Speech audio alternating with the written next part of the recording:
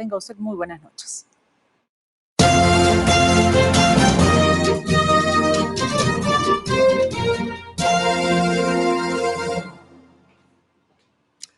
Buenas noches, amigos, ¿cómo están? Bienvenidos a Hora y 30 aquí en el horario estelar de Canal N, como siempre.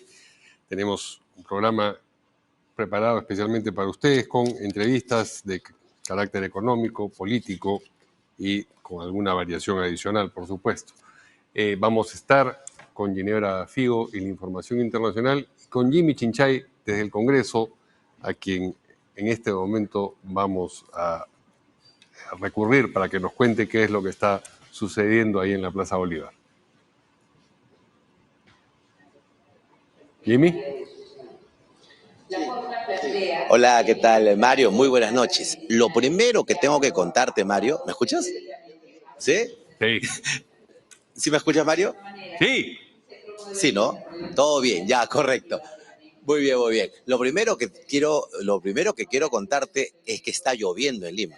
Hay una garúa, tal vez seguro tú también la has visto, llegando al canal, así que hay pistas mojadas y por acá está haciendo, no frío, pero por lo menos está el clima algo opaco, ¿no? Y con bastante neblina en la calle. Aquí en el Congreso se está realizando en el hemiciclo el pleno, un pleno que empezó muy temprano y que en horas de la tarde, por lo menos se tenía pensado que el tema de bicameralidad, como se había especulado, se tocaría el día de hoy. Hasta el momento está reconsideración para ver si el tema de bicameralidad puede ser tocado por este pleno, es decir, por la gestión del señor Alejandro Soto, sigue todavía a la expectativa. Según nuestras fuentes, no se tocaría, así que igual estamos alertas a lo que pueda pasar más adelante. Lo que sí hicieron en horas de la tarde es dar cuenta de una moción de interpelación a la ministra de Desarrollo Agrario.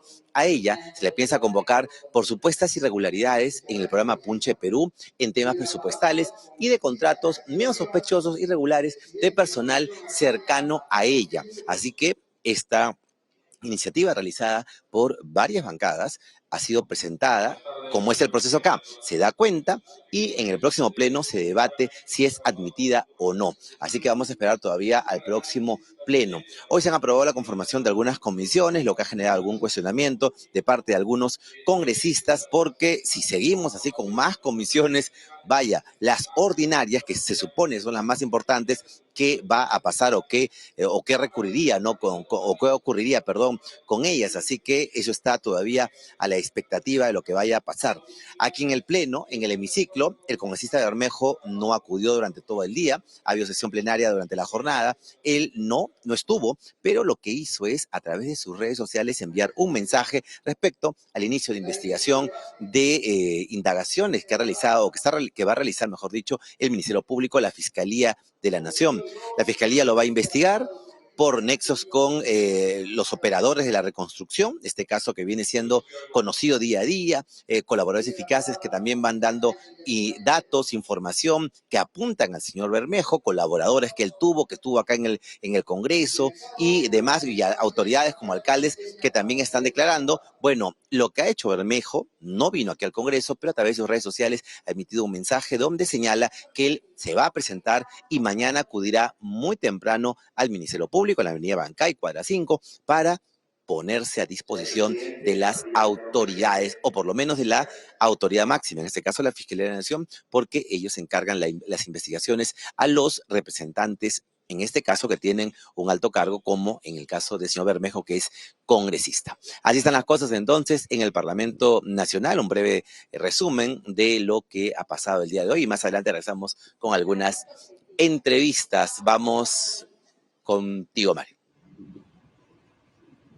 Muy bien, muchas gracias a Jimmy, que nos transmite efectivamente cómo está el clima afuera y dentro del Congreso.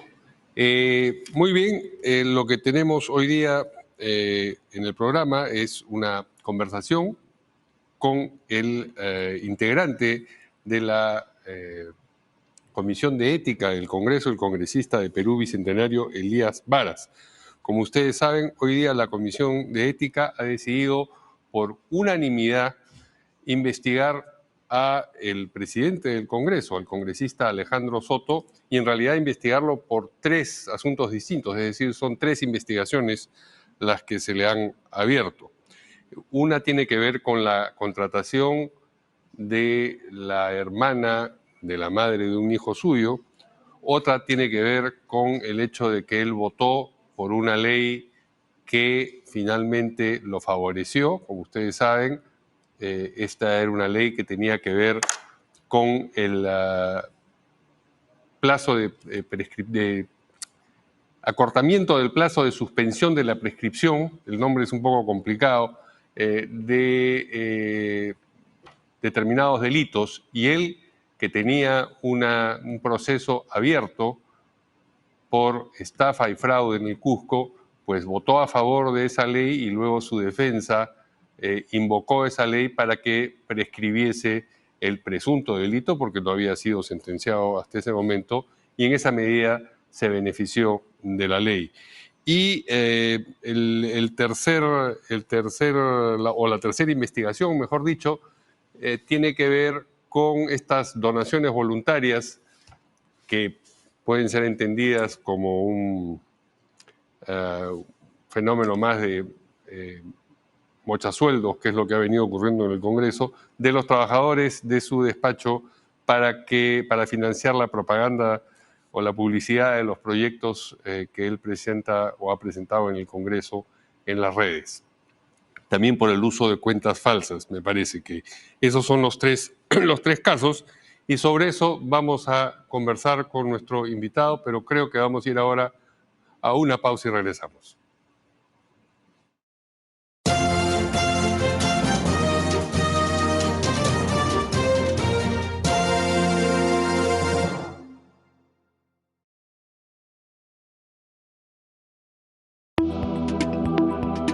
Contáctanos al 998-131-696 y al @canal N-. Envíanos tus denuncias y videos. Alerta Noticias, Canal N.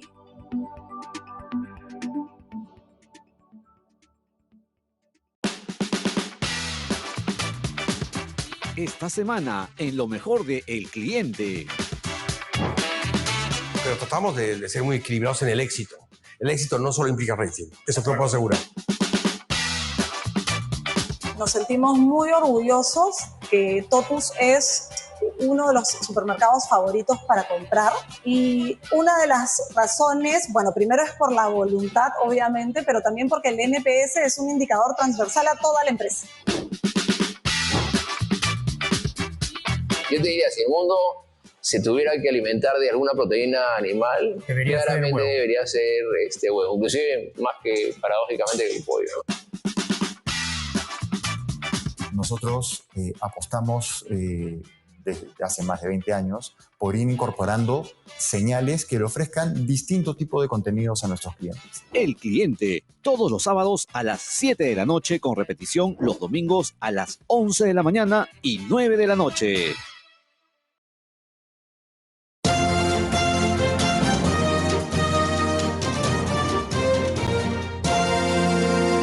Muy bien, continuamos aquí en Hora y 30 y como mencionábamos, las tres investigaciones que se ha aprobado abrirle al presidente del Congreso hoy en la Comisión de Ética, vamos a ver algunas imágenes de lo que sucedió precisamente en esa sesión.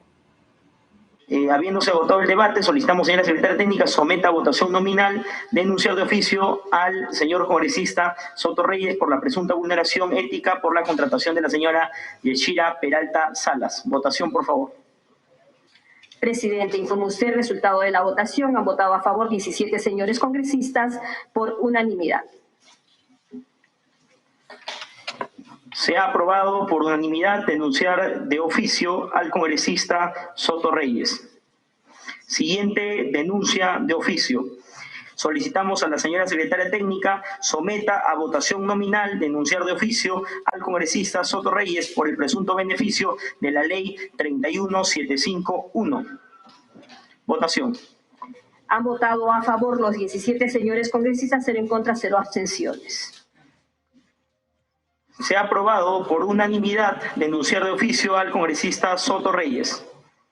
Pasamos a la siguiente denuncia de oficio. Ante su presunta responsabilidad respecto a los supuestos aportes voluntarios que realizaría el personal de su despacho con la finalidad de financiar campañas publicitarias en plataformas de redes sociales que beneficiarían su imagen, así como solicitar a su personal la creación de cuentas falsas para atacar la labor de otros parlamentarios.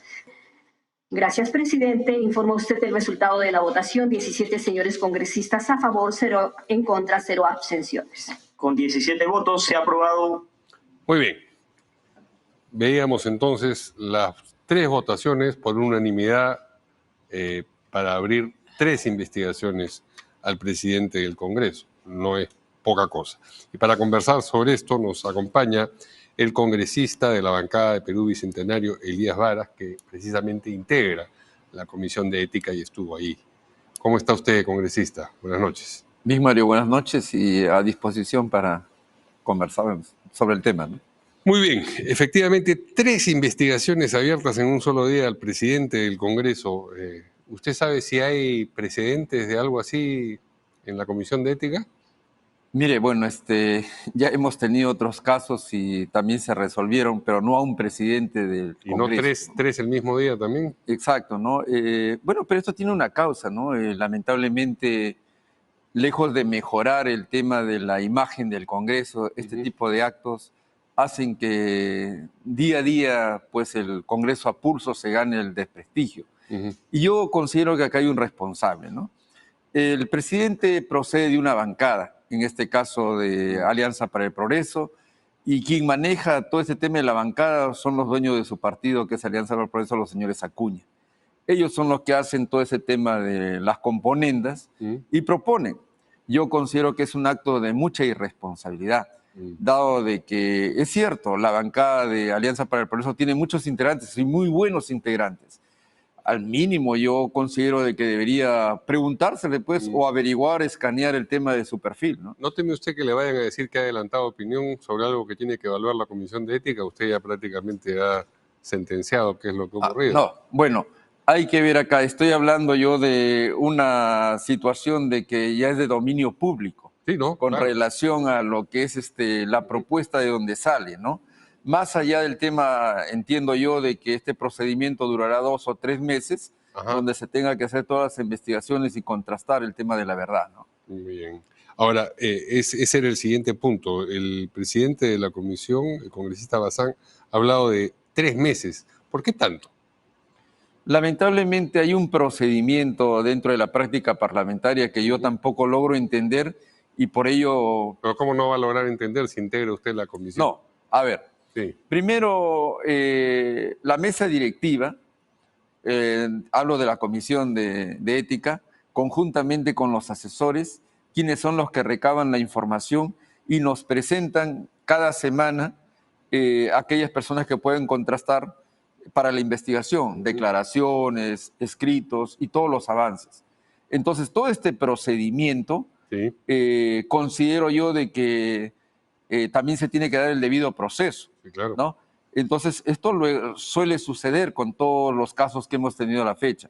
Decía yo que no lo entiendo porque considero de que debería haber sesiones extraordinarias con el ánimo de tener una verdad más célere, ¿no? Y no esperar tanto. A eso me refería. ¿Van a ver los 3 casos simultáneamente?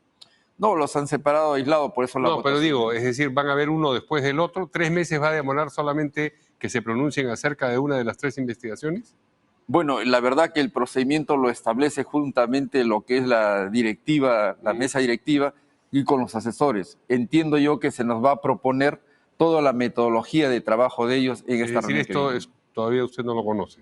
Todavía no se han informado. Si se va a trabajar simultáneamente los 3 casos, si va a ser uno por uno y cada uno va a tomar 3 meses, esto de acá es materia ignota. Aún todavía no lo han propuesto. Y además me imagino que tienen otros casos entre manos que tomarán también 3 meses cada uno, porque uno dice, bueno, si todos los casos toman 3 meses y en 3 meses van a evacuar, no sé, pues 8 pronunciamientos, en realidad podrían hacer uno en 3 semanas y luego el otro y así sucesivamente, ¿o no? Bueno, eso es lo que esperamos todos los peruanos, ¿no? Que las cosas se sepan lo más inmediato y si hay que sancionar o o proponer grados de sanciones mayores al nivel del Pleno, deberían hacerse, pero bueno, es parte de la práctica parlamentaria, ¿no? Ahora, he visto que los temas por los que se le ha aprobado abrir investigación son todos asuntos en los que él habría incurrido una vez ya sentado sobre su curul, ya convertido en congresista. Hay otros asuntos que vienen de antes, por ejemplo, el de la construcción del edificio de 4 pisos en un lugar donde no se podía sino construir edificios de 2 y cosas por el estilo. El argumento, entiendo yo, es que esto ocurrió antes de que fuera congresista, pero en otras ocasiones no se ha incorporado información sobre lo que hicieron o dejaron de hacer los congresistas digamos, vigentes en ese momento, porque eso mella o deja de mellar la imagen del Parlamento. Por lo menos, por asociación me viene a mí el caso de, no fue un congresista, sino un ministro, el ministro de Salud, el señor Condori, todavía bajo la administración de Pedro Castillo. Cuando se lo censura en el Congreso, se incorpora, por ejemplo, todo este asunto de la venta de agua racimada como una de las motivaciones, y eso ocurrió antes de que fuera ministro. Claro, yo entiendo que dentro de la propuesta que va a hacer todo el comité que va a investigar, ante todos los miembros de la Comisión de Ética, va a consistir en que van a incorporarse otro tipo de casos o denuncias. Y eso no significa que también esté cerrado solamente los 3 casos. Bueno, pero ha abierto 3 investigaciones, porque si hubiese otra denuncia tendrían que abrir una 4ª y luego una 5ª investigación. Me imagino que las sanciones, o no, tendrán que versar o tendrán que referirse a aquello que ha sido denunciado y que ha sido aceptado como materia de investigación, ¿o no? A ver, acá hay que entender algo. Ya el presidente ha venido haciendo algunos descargos frente a los medios de comunicación, ¿no? Esos descargos lo hace de manera verbal sin demostrar ningún documento. Entiendo yo que si ya tomó el caso y el día de hoy hemos votado para aperturar investigación en la comisión, justamente es para poder corroborar con pruebas, ¿no? Porque se dice, por ejemplo, que es la única vivienda que él tiene, es que es la más alta de esa zona. Pero sin embargo, cuando vemos las imágenes, existen otras, ¿no? Así como ello. Por ello, yo considero de que para eso se le aperturó la investigación. Se tiene que constatar todo lo ocurrido, los hechos, y en eso vamos a tener que votar en su momento, ¿no? Muy bien. Tendremos noticias entonces en 3 meses sobre este asunto. Bueno, esperemos que sea lo antes posible. Claro, porque es un problema en la medida en que el señor es el presidente del Congreso, es decir, tener a quien preside uno de los poderes del Estado en esta situación incierta socava la imagen del Parlamento en general, ¿no? Sí, por eso considero de que cuando se postula un cargo tan significativo como ser el representante de todos los 129 congresistas, realmente se tiene que buscar el mejor perfil del congresista, ¿no? Pero bueno. Así es. Bien, queríamos aprovechar su presencia aquí para hablar de algunos otros temas, empezando por su breve renuncia irrevocable a la bancada de Perú Bicentenario. Usted renunció diciendo: hoy han aflorado los individualismos y posiciones contrarias, intentando convertir a nuestra bancada en apéndice del régimen cívico-militar, al cual no solo rechazamos, sino confrontamos por ser contrario a la democracia plena y a los reales intereses del desarrollo patrio, construyendo esto una afrenta y traición a la unidad y las justas demandas de nuestra patria. Es decir, usted dijo que en su bancada habían estado peregrinando, digamos, una traición en buena cuenta, y dijo, utilizó la palabra irrevocable. Irrevocable es: esto no puede ser revocado, no hay manera de rebobinar mi decisión. Y sin embargo, pasados unos días, usted la rebobinó. ¿Por qué? Sí, bueno, hay que considerar de que dentro de este procedimiento de una renuncia viene el tema de la invitación por parte del vocero para hacer los descargos, o si hubiera algo que poder nuevamente reconsiderar, ¿no? Dentro de ello se me invitó a mí mediante un documento que no sabía que iba a tocar el tema para tratarlo y mostrarlo, ¿no? No, pero usted lo debe tener en la memoria, digamos. Se me pidió de llegar a hacer el descargo para la reconsideración, es parte del procedimiento también de la renuncia, ¿no? Entonces revisamos conjuntamente con los colegas de la bancada el tema del reglamento interno. Y vimos pues que efectivamente se venía faltando al reglamento y no se había aplicado por parte de la vocería ningún, lo que tiene que ser con el tema de las sanciones, ¿no? Sí. En ese sentido, conversamos y vimos que habían actos que se especulaba para un tema de los que yo deslizo ahí. Porque no Claro, pero había una cosa es conversado. faltar al reglamento y no sancionar, y otra cosa es una traición. Ahí usted dice, por ser contrario y a los intereses, construyendo esto una afrenta y traición a la unidad y la justa demanda. Si había una traición ahí, ¿cómo usted luego retrocedió? ¿Dejó de considerar que existía una traición en la actitud de su bancada? A ver, hay que entender en ello. Por eso le dije yo que habían ciertas especulaciones. Luego, cuando hemos tocado en una sesión como punto único el tema de los descargos que hacía, yo dentro de los hechos planteé y cada uno asumido como un tema de una autocrítica y una reconducción por parte de lo que es la bancada. ¿Con una autocrítica se supera una traición? Yo considero que sí, yo soy fundador de mi bancada. No, de acuerdo, pero una ¿no? traición, digamos, en el infierno de Dante en la Divina Comedia, los traidores son los que están en el círculo más profundo. El peor de los pecados es la traición. Allí están Judas y los asesinos de Julio César, digamos. Entonces, cuando alguien acusa a otro de traición, y luego dice, no, ya con autocrítica, listo, se acabó la traición. A ver, hay que entender acá, estamos en una sociedad tan civilizada que tenemos que darnos las oportunidades. Si no, pues hablemos de pero la usted bancada había descartado de Perú Libre, sí, claro. Pedro Castillo encarcelado y Dina Boluarte gobernando. ¿Qué pasó ahí, no? Si queremos hablar de Judas y todas las traiciones. No, claro, pero ese es el problema de ellos, de si igual se también. considera. Pero el que no había abierto posibilidad a la reconsideración era usted, al decir que la renuncia era irrevocable. Si no, no habría colocado usted la palabra irrevocable ahí. Claro, pero hay que superar esa etapa, ya estamos en otra. Estamos construyendo ahorita, tratando de construir. ¿Se equivocó usted al poner irrevocable? No, jamás. Yo reconsidero cuando sé que hay ciertas dudas o equivocaciones. Y parte de ello, como hemos conversado los 5 integrantes de la bancada, esperemos pues nuevamente formular esa plataforma, esa agenda y empezar a trabajar bajo un lineamiento de programa, ¿no? O sea, hubo traición en la bancada, pero a través de la autocrítica esa traición ha sido superada. No, hubo aclaraciones. Ya, pero usted dijo traición, yo le he preguntado si entonces cometió usted un error al hablar de traición. El tiempo lo dirá. Ah, usted todavía tiene duda de si hubo traición o no traición, pero permanece en la bancada. Así es. Muy bien.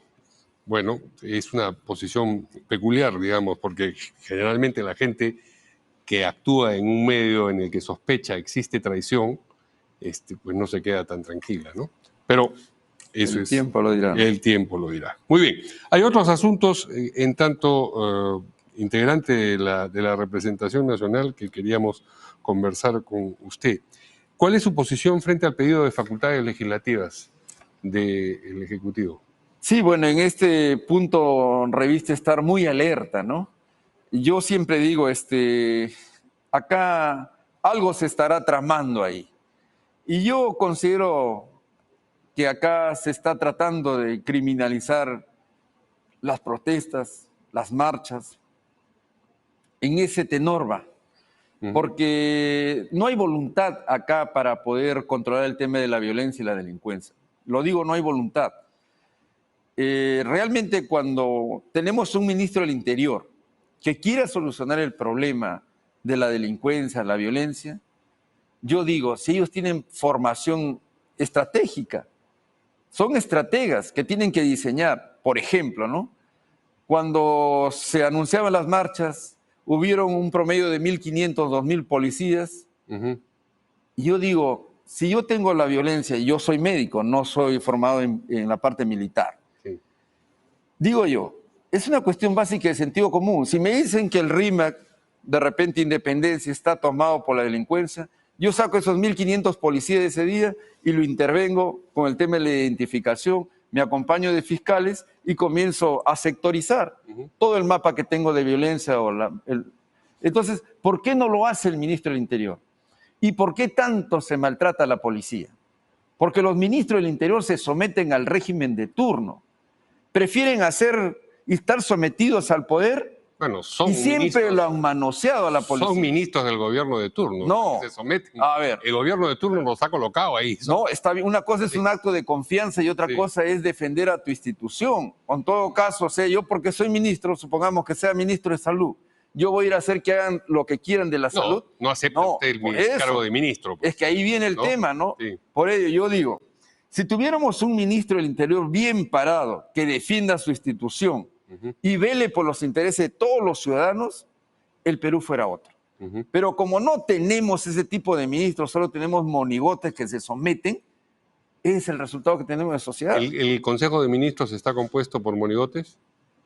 No lo sé. Pero Bueno, lo único que le puedo decir yo es que no hay lineamientos de políticas claras y no hay estrategia. Si no, miremos el tema ahorita de la amenaza que tenemos con la corriente del niño global. Entonces, usted tiende a decir que no a las facultades legislativas, que no solamente tienen que ver con seguridad, tienen que ver en algunos casos también con medidas relacionadas con el fenómeno del niño. Este es un fracaso.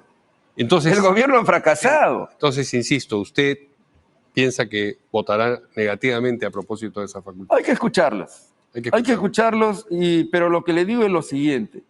En este momento, el Congreso de la República le da todas las facultades al Ejecutivo. Va a la Comisión del Presupuesto, de la cual he formado parte, se le aprueba todo lo que piden ellos, en todas las comisiones. Pero yo no entiendo tanto en la incapacidad y la mediocridad que nunca va a tener defensa, que no pueden solucionar los problemas. Por ejemplo, en el tema de la salud, es un desastre. No hay medicamentos, yo procedo de Ancash, voy a los establecimientos periféricos como hospitales. Ahorita mismo, en el 2024, se les ha pedido a las redes de salud y a los hospitales, en Ancash van a sacrificar 18 millones en el sector salud. Imagínese, usted, no hay medicamentos, no hay ni material de escritorio. ¿Cómo van a sacrificar esos 18 millones? Les han pedido que no programen en ciertos rubros dentro de su pliego que normalmente formula el sector.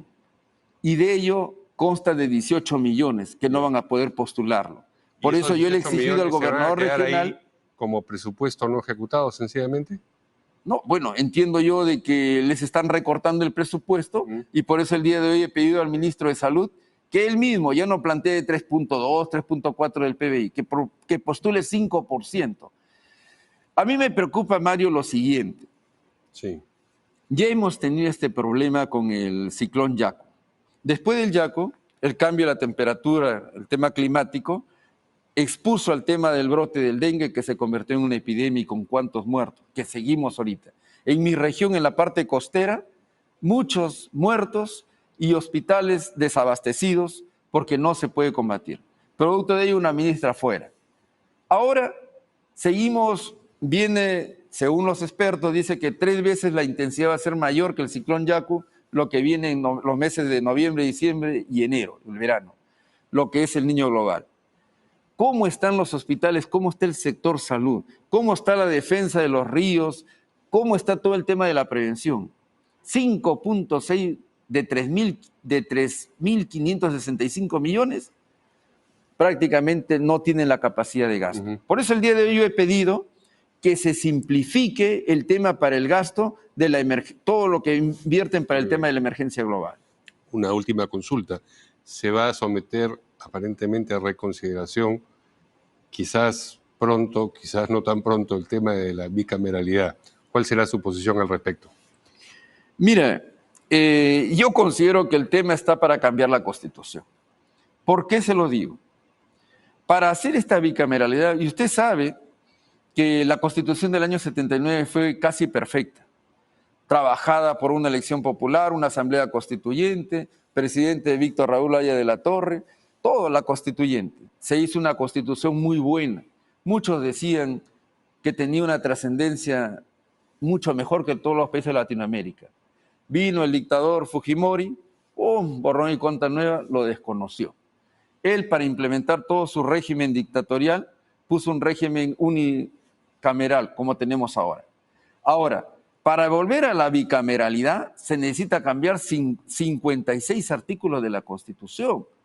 Esa es cosa seria. Es la tercera parte de la Constitución. Ahora, si vamos a estar en esto de la bicameralidad y modificando todo lo que corresponde, yo digo, ¿y por qué no se modifica de una vez? Vayamos a un tema de hacer una asamblea constituyente y plantear pues una nueva constitución. Ya que vamos a modificar 56 artículos, ¿por qué no los modificamos todos? Dice. Es que la constitución es una interrelación de artículos. Eso es cierto. Sí. Al cambiar uno vamos a cambiar Pero mucho. A efectos de lo que va a ocurrir eventualmente pronto, usted no votará a favor de la reconsideración de la bicameralidad. No, considero que no. Muy bien, muchas gracias al congresista de Perú Bicentenario, integrante de la Comisión de Ética, que investigará ahora al presidente del Congreso, Elías Varas. Buenas noches.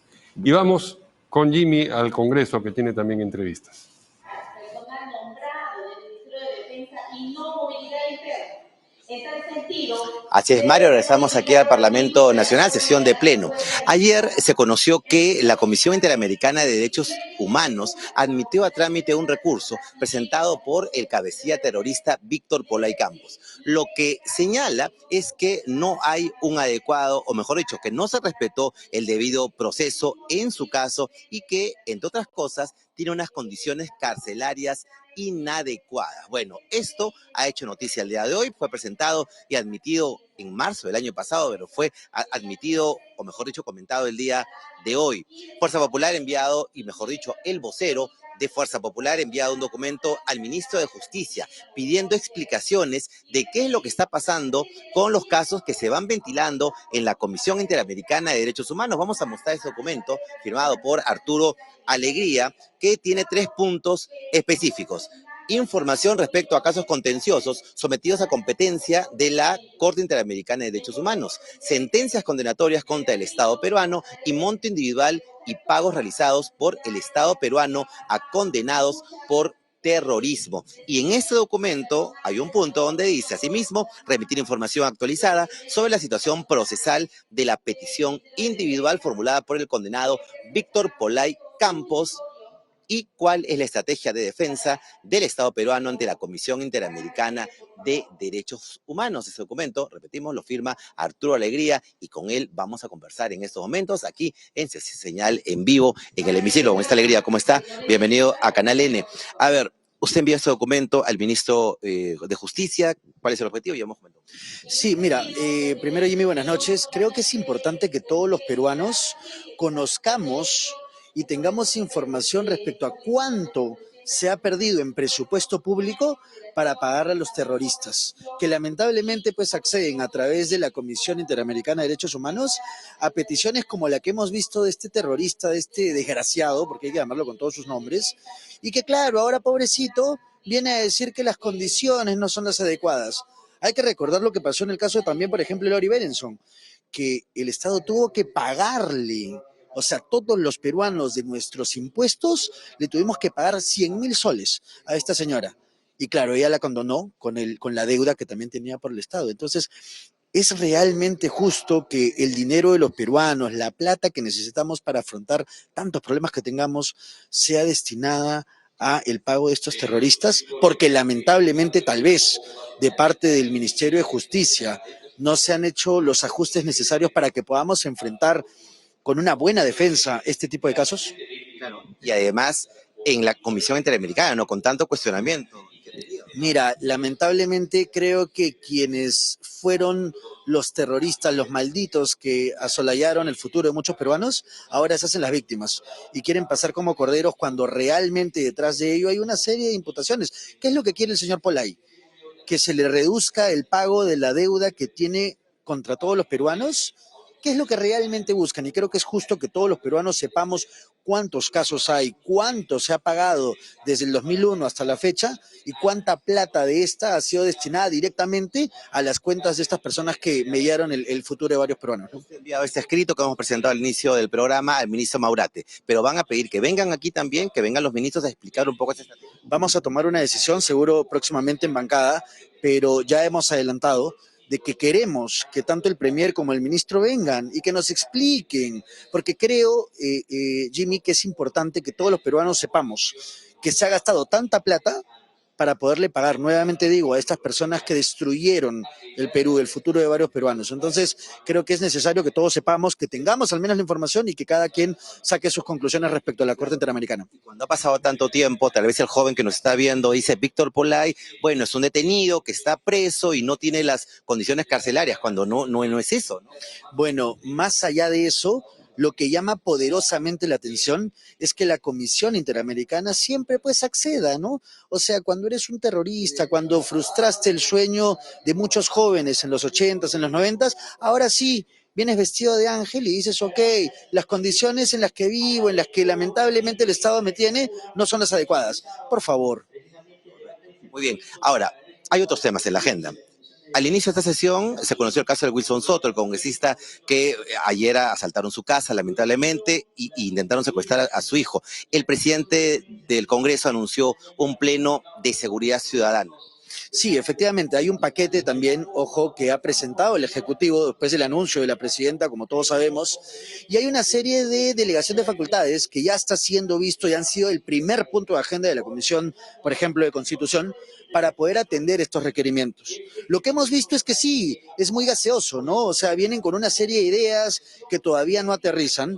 Yo creo que hace bien el presidente del Congreso en plantear, seguro lo va a tener que formalizar en alguna junta de portavoces, para poder empaquetar una serie de proyectos que están esperando la aprobación de parte del Congreso y empaquetarlos en un pleno de seguridad, en el que esperemos también se puedan incluir parte de la delegación de facultades que ha pedido el Ejecutivo. El premier, hablando del plan Bukele, dijo, no, existe el plan Boluarte. Bueno, yo creo que más allá del nombre, lo que necesitamos es autoridad. Esa autoridad que se tuvo en los 90 para poder enfrentar al terrorismo, esa es la autoridad que está buscando el ciudadano de a pie. Hoy conocemos que han robado la casa de un congresista y la solidaridad completamente con él, pero así como a él, todos los días aquí al frente en Abancay, uno no puede caminar más de 2 cuadras con el celular en la mano porque te lo roban. Y eso pasa a vista y paciencia de todos. Lo que necesitamos es acciones fuertes, contundentes y un liderazgo claro que creo, lamentablemente todavía no hay de parte del gobierno. Después de escuchar esto y que el presidente diga que va a haber un pleno de seguridad ciudadana, pareciera que es la reacción porque asaltaron a un congresista, porque entraron a la casa de un congresista. Mira, tú sabes que los proyectos de ley para que puedan llegar aquí al Pleno pasan por un proceso bastante largo, a veces excesivamente largo, pero lo que creo es que el Congreso tiene la predisposición, primero a través de la Comisión de Constitución, de agendar las delegaciones de facultades en materia de seguridad ciudadana, que viene empaquetado con temas de transporte, viene empaquetado, por ejemplo, por el tema de los taxis colectivos, las aplicaciones de taxis, o sea, vienen una serie de paquetes que el Congreso, a través de la Comisión, va a tener que evaluar, y creo que hace bien el presidente en plantear me imagino que a la comisión, a la Junta de Portavoces, este pleno temático, como se les conoce, y que ahí podamos abordar y que se abra nuevamente el abanico de oportunidades que se tiene y que desde el Congreso podamos hacer, pero ojo, cada quien en su posición. El Ejecutivo necesita un liderazgo que hoy por hoy lamentablemente no vemos. Un presidente, como usted menciona, que anuncia ello, pero que también hoy se conoció, se inició una investigación, ¿no? 3 investigaciones en la comisión. Y esperemos, por el bien finalmente de la institucionalidad, que este proceso de investigación sea lo más célere posible. Yo creo que el congresista, presidente de la Comisión de Ética, tiene todos los pergaminos para poder hacer una investigación rápida. Esperemos también que el presidente pueda someterse a esas investigaciones, como lo ha venido haciendo hasta el momento, y finalmente determine si existe o no un grado de culpabilidad. Mientras tanto, tenemos que seguir avanzando porque la seguridad ciudadana no aguanta, ¿no? Y lo que parece es que no va a pasarle nada, ¿no? Que se va a mantener el señor Soto. Bueno, el presidente todavía habían anunciado una serie de acciones, la izquierda supuestamente ya tenía las firmas, yo no sé por qué no lo hacen. Tal vez es porque pues algunos de sus congresistas que han firmado tienen algunas otras investigaciones de las cuales no quieren hablar, pero lamentablemente aquí lo que sucede es que mientras no exista una moción presentada no podemos debatir nada, que es todo todavía expectativas o esperanzas. Yo creo que sí, porque eso es lo que también ha salido como noticias hoy, ¿no? O sea, yo no sé si el señor había firmado o no, pero lamentablemente lo que tenemos hoy por hoy es que no existe, más allá de los anuncios, de las críticas que hacen quienes detestan a la democracia, así dicho sea de paso, como el señor Sánchez, porque el señor Sánchez odia la democracia. Todavía no ha presentado nada, yo no sé qué estará pensando, o sea, está tratando de convencer congresistas, no lo sé, ya será él finalmente que responda frente a esta moción, ¿no? El caso Bermejo. Mira, ausencia, ¿no? Porque no. Yo creo que siempre hay que garantizar, más allá de la enemistad o la rivalidad política, siempre hay que garantizar el debido proceso. Pero además de garantizar el debido proceso, uno tiene que ser transparente. Si a uno lo investigan y no tiene nada que esconder, viene a la prensa y le dice a todos los peruanos esto es lo que está pasando. Y se somete a las investigaciones, dando siempre la cara. Para terminar, hoy se ha conocido moción de interpelación a la ministra de Desarrollo Agrario. ¿Qué otras interpelaciones, digamos, en el Congreso, en este control político que debe hacer el Ejecutivo, se está planificando? Mira, yo creo que es importante ahondar en este tema de agricultura, porque lo que se ve en la ejecución presupuestal y los números que nos mostraron el día martes son terribles. Y frente a lo que viene, una catástrofe, lamentablemente por la desatención de muchos de estos sectores que están vinculados a agricultura, tiene que ser prioridad para el Congreso. Más allá de eso, yo creo que siempre los ministerios vinculados a obras públicas que no han sido ejecutados y que tienen que ver con el cierre de brechas, tanto vivienda, probablemente la misma PCM, ¿no? Que finalmente es una dependencia grande, que es la que tiene la directriz necesaria para poder enviar a todos los demás ministerios algunas políticas públicas que tienen que ejecutar, si no lo vemos. Entonces creo que ahorita por hoy hay que enfocarnos en qué agricultura tiene que venir a responder y algunos ministerios vinculados a obras públicas, como creo que vivienda debería venir también a responder acá. Muchas gracias. Muchas gracias. Arturo Alegría nos acompañaba en señal en vivo, es el vocero de Fuerza Popular en este último tramo hablando de posibles interpelaciones, la de desarrollo agrario, que es la más importante y que por lo menos ya se dio cuenta Mario, y la próxima semana, el próximo pleno, podría debatirse lo que es la admisión. Mario, contigo, adelante. Muy bien, gracias a Jimmy. Volvemos a los estudios de Hora y 30 y nos acompaña ahora el ex ministro de Economía y también ex presidente de la Asociación de AFP, Luis Valdivieso. ¿Cómo está, señor Valdivieso? Buenas noches. ¿Qué tal? Bien, queríamos conversar sobre asuntos relacionados con estas dos importantes gestiones que ha tenido usted en el pasado relativamente reciente. Economía, el despacho de Economía y también la presidencia de la Asociación de AFP. Empecemos por Economía. El MEF acaba de divulgar un recálculo de expectativas de crecimiento económico para este año. El año empezó, me parece que era como 3.4 el primer cálculo. De ahí bajó a 2.5, ahora está en 1.1, uno teme que en noviembre estemos ya en negativo, por si uno sigue la progresión, ¿no? ¿Es habitual esto o es en esas proporciones? Es decir, que ha ido casi a la primera vez, bajó no a la mitad, pero sí en un 40% y ahora sí en más de la mitad, ¿no? Lo que pasa es que la situación ha cambiado, tanto en el lado externo como en el lado interno. En el lado externo todavía continúa la incertidumbre, o sea, de la inflación, de la restricción financiera, ¿no? Por las alzas en las tasas de interés. En el lado interno no hay una resolución completa de los problemas políticos y convulsión social, o sea, mucho menores indudablemente de lo que teníamos el año pasado, pero todo eso tiene un impacto. Por otro lado, tienes un deterioro en las expectativas del sector privado, sí, que ha sido progresivo. O sea, ¿Pero eran mejores las expectativas en enero? No. ¿Con lo que estaba ocurriendo en ese momento? La desaceleración del crecimiento viene dándose desde el año 2012. Esto no es nuevo. O sea, hay, como dice bien el ministro de Economía, hay un problema estructural en el crecimiento y hay una caída importante en la productividad total de los factores. Y esto viene desacelerándose y fundamentalmente ha sido afectado por la actitud del gobierno con respecto al sector privado, y la inversión privada ha venido desacelerándose. ¿Se refiere usted a esta administración, a la administración Boluarte? La administración, o sea, me refiero a la administración desde el gobierno de Humala. No, claro, de acuerdo, Humala, pero de Humala, Kuczynski, todo, Vizcarra, ¿no? Castillo y ahora Boluarte. Sagasti, no nos olvidemos también. Sagasti, bueno, estuve muy poco tiempo como para contar, hizo daño, pero no todo el que se podría haber hecho. Todo el que se podría haber hecho, lo cual está bien. Sí. Pero sí, efectivamente, vemos que hay un deterioro paulatino con un cambio fundamental, con choques reales también, o sea, que han sufrido, que no se pueden anticipar de manera así precisa. Sí. que son, por ejemplo, los cambios ambientales, ¿no? Hemos tenido el Yaku, el ciclón Yaku. Hemos tenido el problema del Niño, ¿no? Que cada vez los pronósticos son de que va a ser relativamente más fuerte. Tienes sequías, tienes todo el problema que ha afectado la agricultura, que ha afectado la industria manufacturera y que ha afectado también la pesca.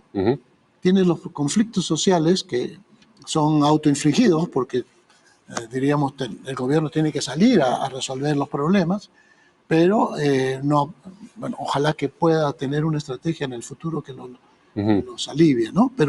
Y tenemos la incertidumbre política, porque seguimos, a pesar de que ya se fue el impresentable expresidente Castillo, todavía tenemos algunas personas que están hablando de que adelanto de elecciones, de cambios constitucionales, lo cual no ayuda a fortalecer las expectativas. Pero hay algo que la actual administración Boluarte podría hacer y no está haciendo para favorecer el crecimiento económico. Bueno, la actual administración ha presentado una cantidad de políticas y del paquete de Punche Perú, o sea, un paquete de reactivación, ha presentado toda una cantidad de iniciativas que son conducentes a mejorar el crecimiento, pero el problema que tenemos es que, dado ese deterioro paulatino, el máximo al que podemos aspirar, que es el crecimiento potencial, está entre 2.8 y 3.1, depende de quién lo mide. El Consejo Fiscal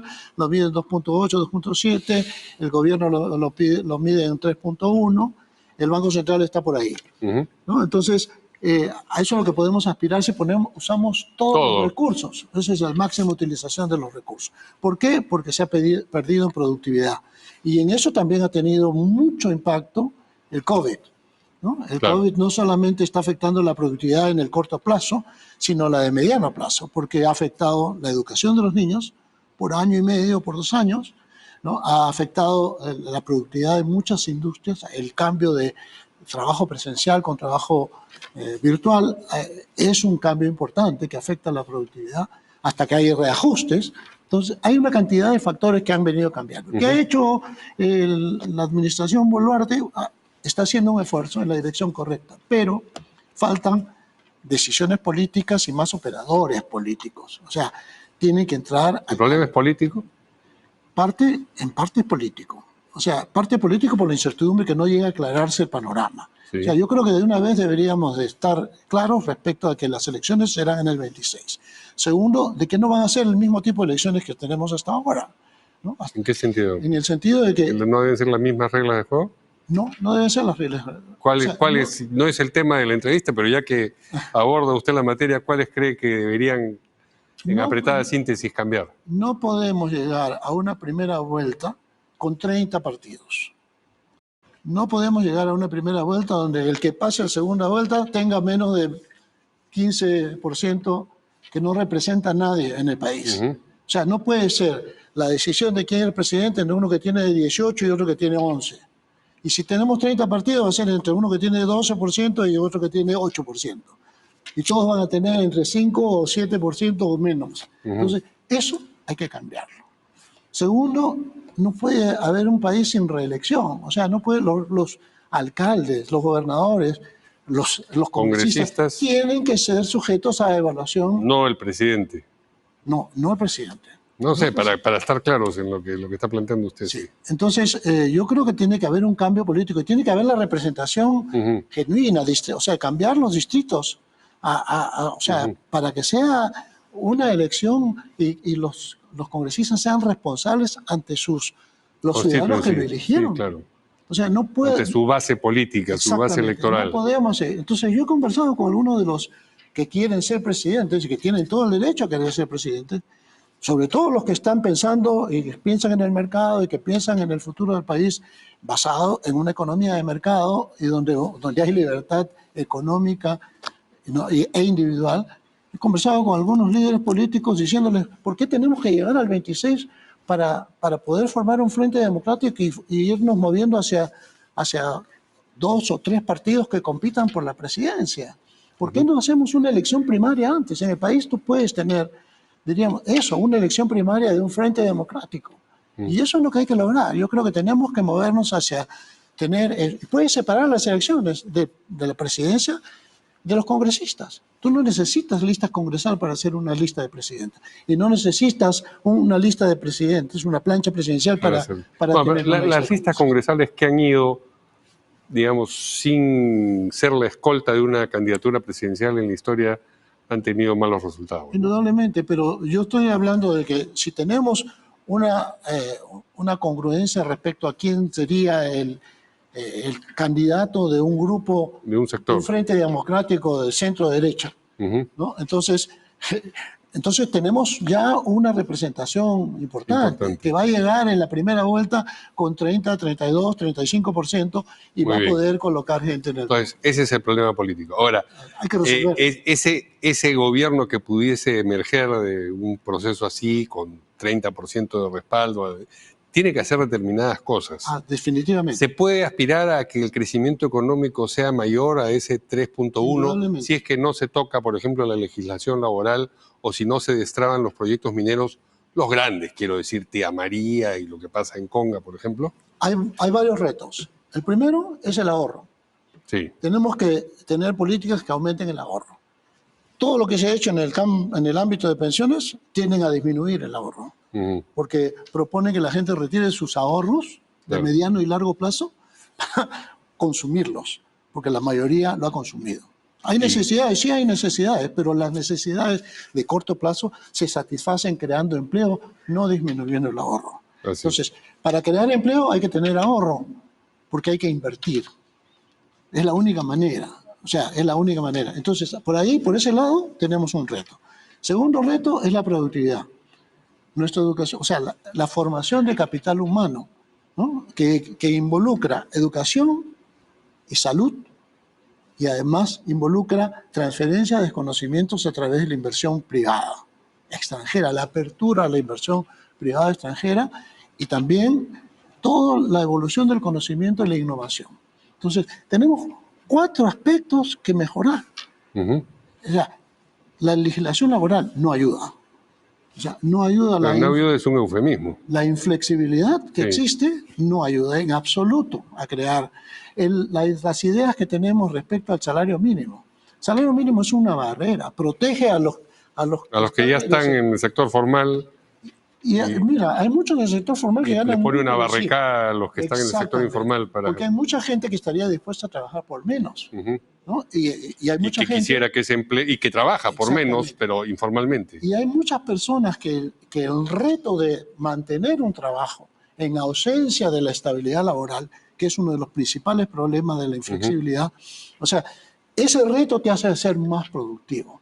Si yo sé que no tengo la estabilidad laboral, que mañana si no produzco lo que se espera de mí, entonces me voy a esforzar mucho más que si yo tengo la garantía de quedarme en el puesto. ¿Qué pasa con todos los que tienen estabilidad laboral en el Estado? Leen periódico, se sientan en su escritorio, no digo todos, hay mucha gente que produce, pero hay mucha gente que no produce. ¿Por qué? Porque están aparados en eso. Entonces, invita al mal comportamiento.